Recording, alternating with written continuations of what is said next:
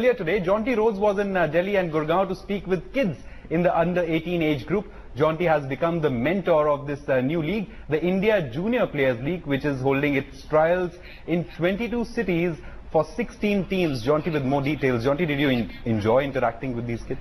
Well, you know, I must confess, every time I come to India, you know, as an international player, India keeps producing these young kids of great talent, and they arrive in the international scene like a Virat Kohli, for example.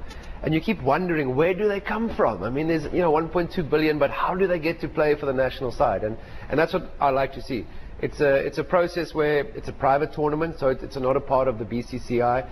It's no competition to the BCCI, but what it is, it's a platform allowing kids to show the talent that they've got and hopefully take the next step and one day represent India. Of course, and there are a lot of innovations in this league, isn't it? There's an anti-corruption unit. You're introducing the pink ball as well.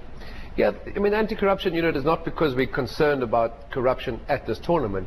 We're concerned about the future of Indian cricket, you know, so it's more an education than anything else. The pink ball, test cricket, they're talking about making changes to the game, making sure that people come down and watch. In Australia, it's worked pretty well, big crowd turnout.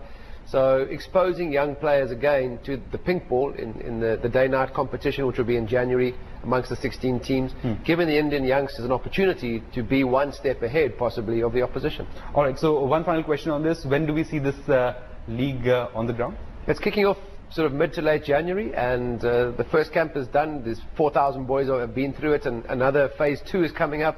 So a great opportunity for lots of young talented Indians to show what they can do. Absolutely, and you love our country, isn't it? You spend a lot of time here during the IPL as well. You've named your daughter India as well, so your experiences in our country have been great. I think I've probably seen more of India, not just my baby India, but more of your incredible country, and it is incredible for a reason. It is fantastic. So people get outside.